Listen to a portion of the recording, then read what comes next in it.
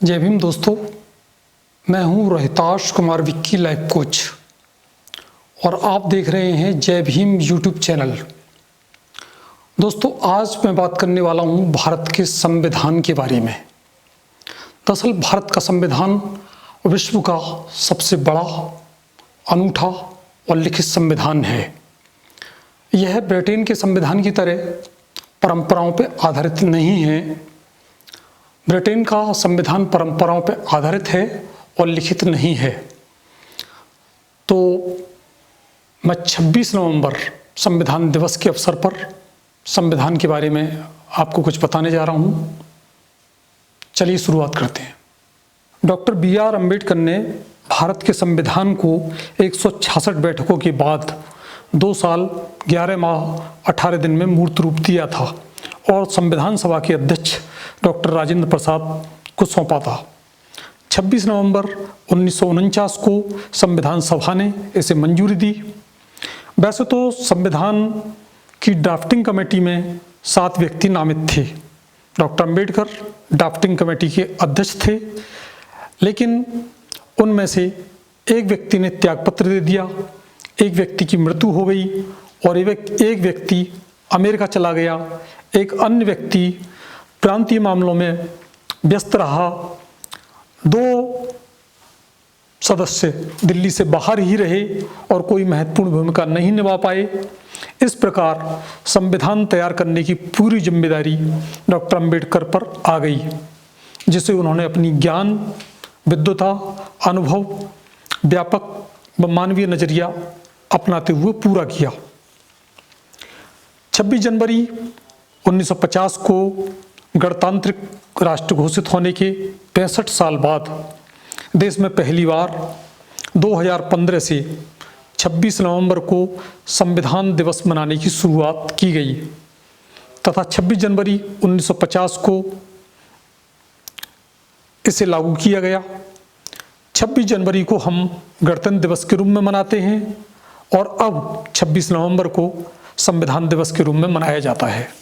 भारत के संविधान की प्रस्तावना में भारत को एक संप्रभुत्व संपन्न, समाजवादी, धर्मनिरपेक्ष तथा लोकतांत्रिक गणराज्य बनाने हेतु तथा उसके समस्त नागरिकों को सामाजिक, आर्थिक और राजनीतिक न्याय, विचार, अभिव्यक्ति, विश्वास, धर्म और उपासना की स्वतंत्रता, प्रतिष्ठा और अवसर की समानता प्राप्त कराने तथा उनमें व्यक्ति की गरिमा और राष्ट्र की एकता, अखंडता तथा बंधुत्व को बढ़ाने का संकल्प लिया गया है।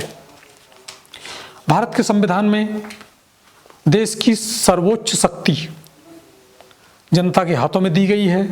प्रत्येक भारतीय जिसने 18 वर्ष की आयु पूरी कर ली हो, मतदान करने तथा केंद्र, राज्य एवं स्थानीय सभी स्तरों पर निर्वाचन में भागीदारी का अधिकारी है।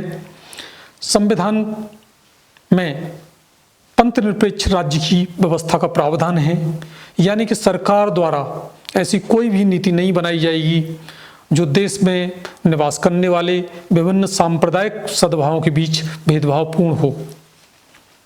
भारत का संविधान वे सभी मानव अधिकार और स्वतंत्रताएं प्रदान करता है जो व्यक्ति के पूर्ण शारीरिक, मानसिक और नैतिक विकास के लिए जरूरी हैं।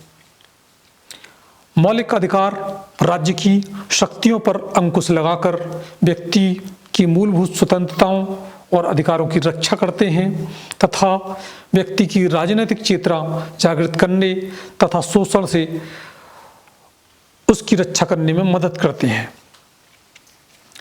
भारतीय संविधान में मौलिक अधिकारों की लंबी सूची उन मूल्यों को दर्शाती है जो देश के लोग अपने दिलों में सजा कर रखते हैं। इनका उद्देश्य नागरिकों के सम्मान, स्वतंत्रता की सुरक्षा करना है तथा ऐसी परिस्थितियों को संपन्न करना है जिसमें मानव अपने व्यक्तित्व को पूरी तरह विकसित करता है। यह प्रत्येक जाति व समुदाय को खिलने का अवसर देता है। कोई भी इन अधिकारों में हस्तक्षेप नहीं कर सकता है। इनमें सार्वभौमिक मूल्य तथा कानूनी आदर्श निहित हैं जो न्यायालयों द्वारा मानवाधिकार के उल्लंघन को देखते समय अपनाए जाते हैं।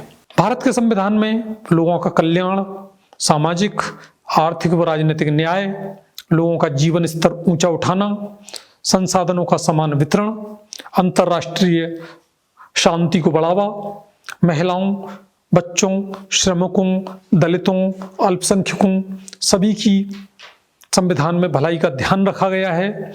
भारत का संविधान मौलिक अधिकारों के साथ साथ मौलिक कर्तव्यों का भी सुंदर समन्वय पेश करता है। भारत के संविधान में अनुसूचित जाति एवं जनजाति, पिछड़ा वर्ग तथा अल्पसंख्यकों के लिए सामाजिक एवं आर्थिक विकास के लिए और उनकी हितों की रक्षा के लिए विशेष प्रावधान किए गए हैं। संविधान लागू होने से अब तक संविधान में 100 से अधिक संशोधन हुए हैं, लेकिन द्वितीय विश्व युद्ध के बाद तैयार हुए देशों के संविधान में ये सबसे ठोस, अक्षुण्ण, देश की एकता को एक सूत्र में पिरोने वाला है। ये इसकी खूबी है, ये अपनी रॉ में चला आ रहा है, चाहे सत्ता पक्ष हो या विपक्ष हो, सभी संविधान की दुआई दे के आगे बढ़ते हैं।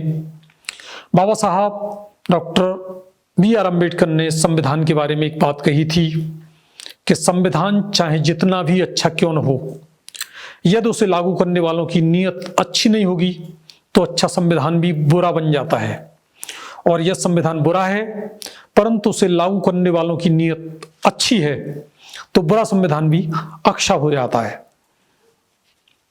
जिस प्रकार एक हिंदू के लिए गीता, मुस्लिम के लिए कुरान और सिखों के लिए गुरु ग्रंथ साहिब और बौद्धों के लिए धम्मपद और ईसाइयों के लिए बाइबल अनिवार्य ग्रंथ है, उसी प्रकार भारत का संविधान भी प्रत्येक भारतीय के लिए एक अनिवार्य ग्रंथ है। इसका अध्ययन करना प्रत्येक भारतवासी के लिए अनिवार्य है। ये वीडियो आपको कैसा लगा इसके बारे में हमें अवश्य अवगत कराएं, और अगर आपने इस चैनल को सब्सक्राइब नहीं किया है तो इस चैनल को सब्सक्राइब अवश्य करें। जय भीम, जय भारत।